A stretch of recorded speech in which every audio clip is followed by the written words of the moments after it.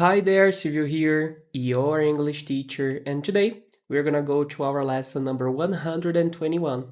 Let's go! In today's class, we're gonna be talking about the possessive case and also the question word whose. Let's go! E na aula passada, você aprendeu o uso do who, que significa quem em inglês. E hoje nós veremos o whose, que significa de quem em inglês.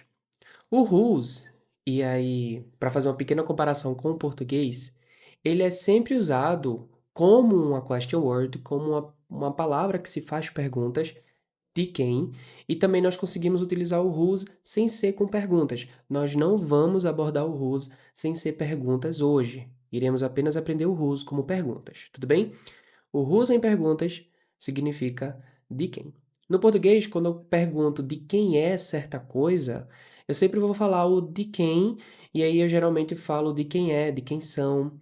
Eu sempre vou falar o verbo to be, né? São e por aí vai. No inglês, quando nós utilizamos o whose, nós colocamos o objeto logo depois. E aqui eu tenho algumas sentenças para que eu possa te mostrar isso, tá bom? Vamos lá. Whose book is it on the table? Então, de quem é esse livro em cima da mesa? Whose bag is lying on the chair? Qual bolsa, qual mochila está na cadeira? Esse lying significa inclinando, deitando. Como uma bolsa não deita, aí fica subentendido que essa bolsa está lá, toda relaxadona na cadeira, como se alguém tivesse colocado na cadeira de qualquer forma. Whose car is parked outside the house? Qual carro ou de quem é esse carro que está estacionado fora da casa? Whose phone keeps ringing during the class? De quem é o telefone que fica o tempo todo, né, ligando durante a aula? Whose shoes are these? Near the door. De quem são esses sapatos? Perto da porta. Whose project will get selected for the competition?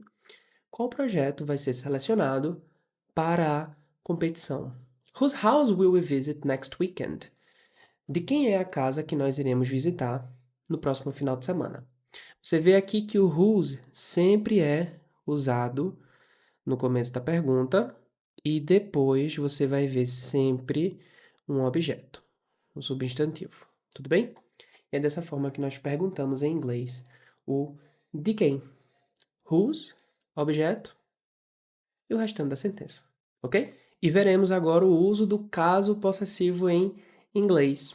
Você viu na aula passada que quando nós temos alguém que possui alguma coisa, eu posso colocar o nome dessa pessoa, essa pessoa com um apóstrofo S, e aí depois eu coloco o objeto depois, para dizer que esse objeto, esse local, essa coisa pertence a essa pessoa. E hoje veremos a mesma coisa, sendo que com mais de um possuidor, porque as regras ficam um pouquinho diferentes, alright? Vamos ler. Is this Sarah's phone on the table? Esse é o celular de Sarah em cima da mesa. Whose car is it? Mark's or Emily's? De quem é esse carro? Carro de Mark ou apenas de Mark ou de Emily? Lembre aqui que eu estou dizendo o apóstrofo S, mesmo que eu não tenha colocado o carro aqui no contexto, você sabe que nós estamos falando do carro. Whose car is it? Mark's car or Emily's car? Para não repetir a palavra car 3 vezes, é comum que as pessoas, ao fazer esse tipo de pergunta, ele dá a opção, né, de quem é esse carro? De Mark ou de Emily? Você não vai ver essa pessoa falando a palavra car 2 vezes. Até porque não faz nem sentido. No contexto, fica até mais rápido a gente. Fazer sentido faz, na verdade, mas fica mais rápido a gente simplesmente não falar. Está subentendido no contexto. Where is David's backpack? Onde está a bolsa David? Are those John's mattresses? Aqueles são os colchonetes de John. Is this Anna's house we are visiting? Essa é a casa de Ana que nós estamos visitando. E aqui, novamente, aqui a gente vai ter que nós estamos visitando. Em algumas lições eu vou pincelando essa ideia do que no inglês não é necessário colocar na sentença, na maioria das sentenças, mas que quando a gente faz a interpretação, a tradução para o português, geralmente a gente coloca porque nós temos vários conectivos, alright? Mas vamos ver outras sentenças. Maria's cat loved to sit by the window. Então, o gato de Maria gosta de sentar ao lado da janela. E logo abaixo nós temos Peter's kids are in the rain. Então, os filhos de Peter estão na chuva.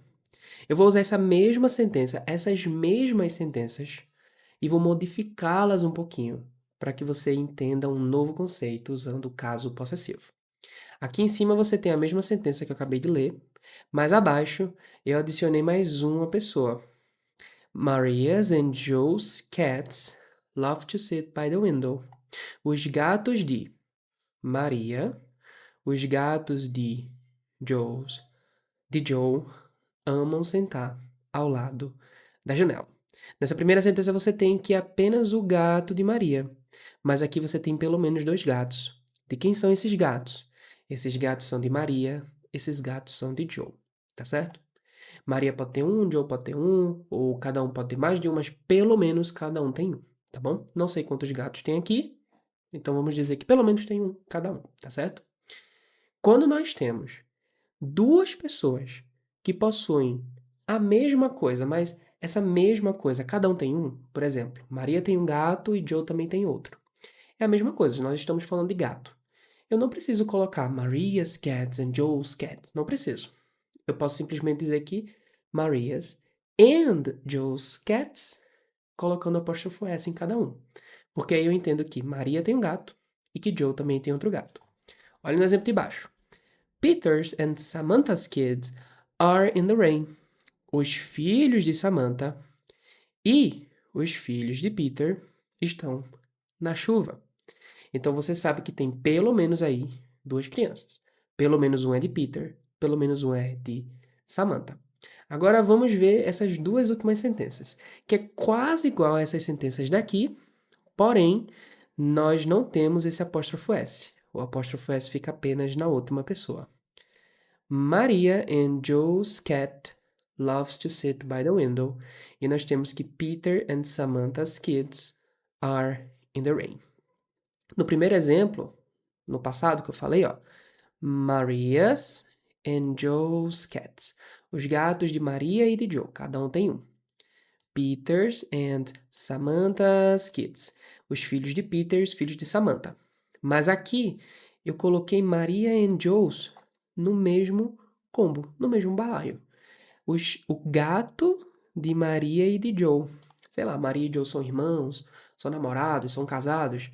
E eles dois juntos têm o mesmo gato. Então, quando você tem mais de uma pessoa possuindo a mesma coisa, e essa coisa pertence às 2 pessoas ao mesmo tempo, ou às 3 pessoas, ou às 4, enfim, na quantidade de pessoas que possuem essa coisa, o apóstrofo S só vai vir na última pessoa.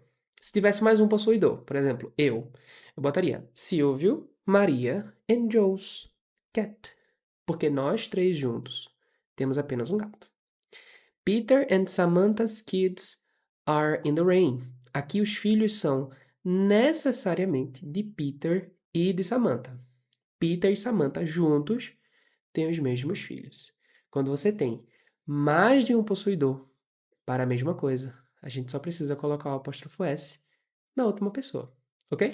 E com isso, nós finalizamos a nossa aula de hoje. Eu espero que você tenha gostado. No mais, do not forget to drink water. As always, I will see you tomorrow. Bye bye!